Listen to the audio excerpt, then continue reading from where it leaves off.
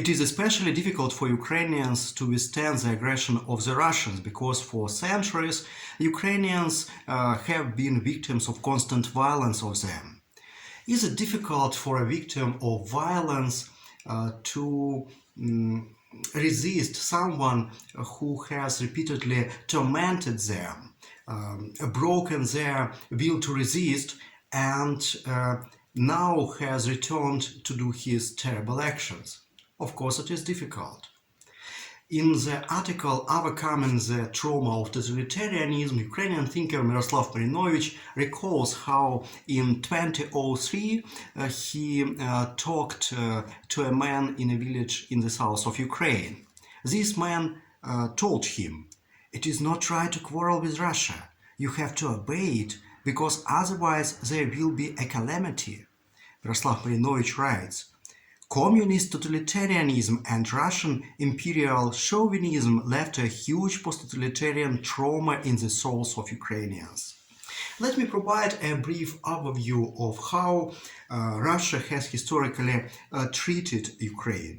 I will begin with the period of Russian Empire.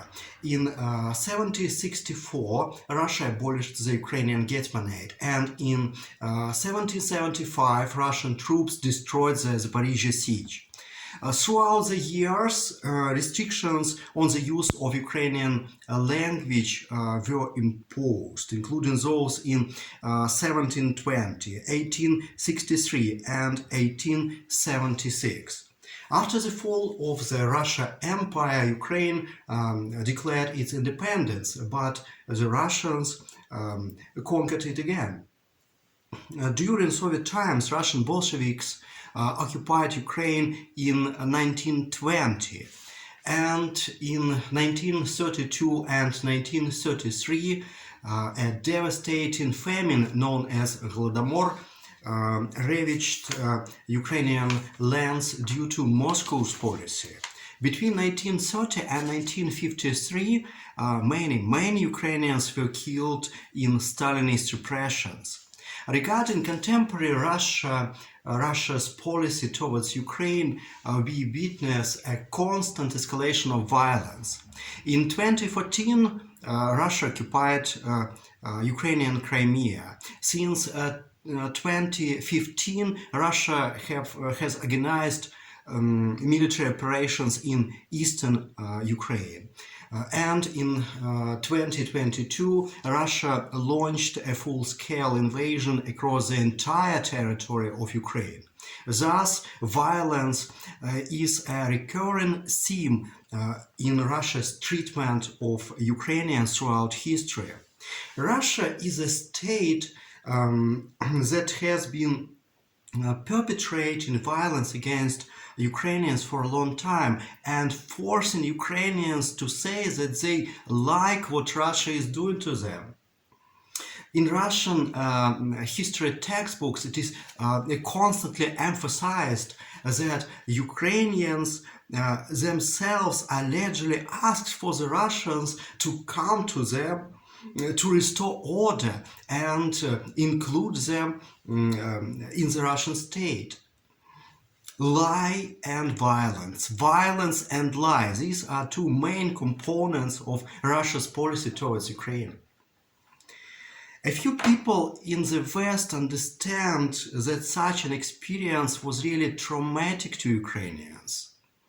Myroslav Marinovich rightly wrote, "Sometimes it has been painful to observe how people in Europe expected and even demanded exemplary democratic behavior from Ukrainians and failed to understand that this nation is going through a deep trauma.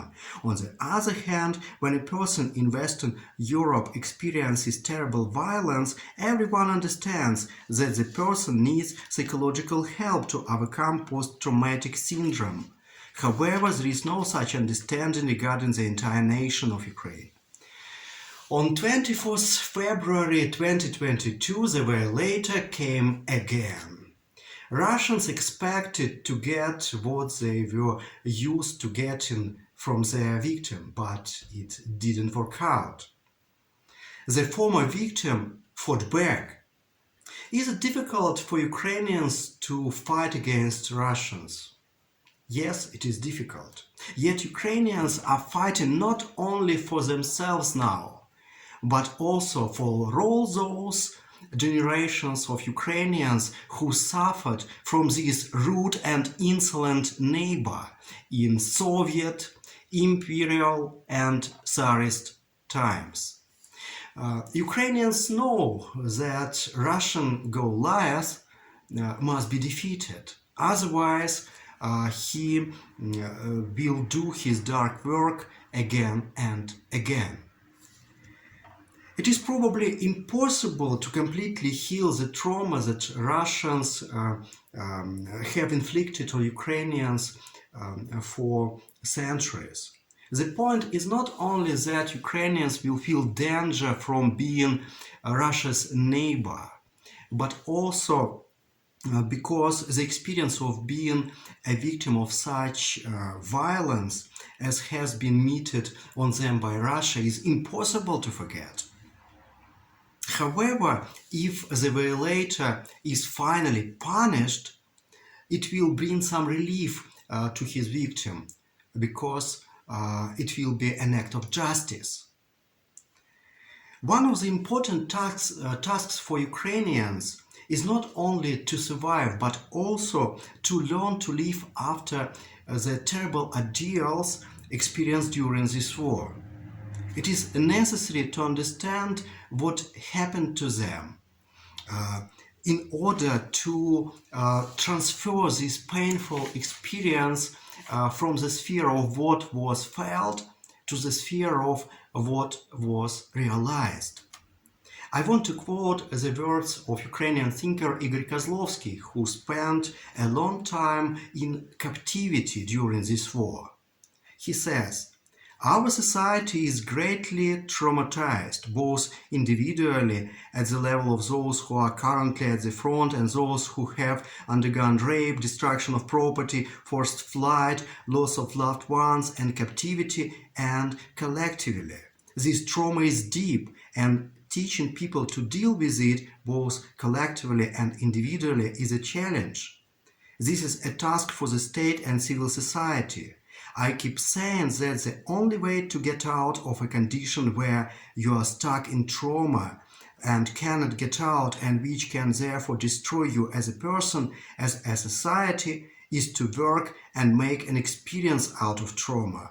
We must gain the experience of understanding ourselves, the circumstances in which we find ourselves, and want to do personally now." So, traumas are really large problems for Ukrainian society. However, we will overcome them.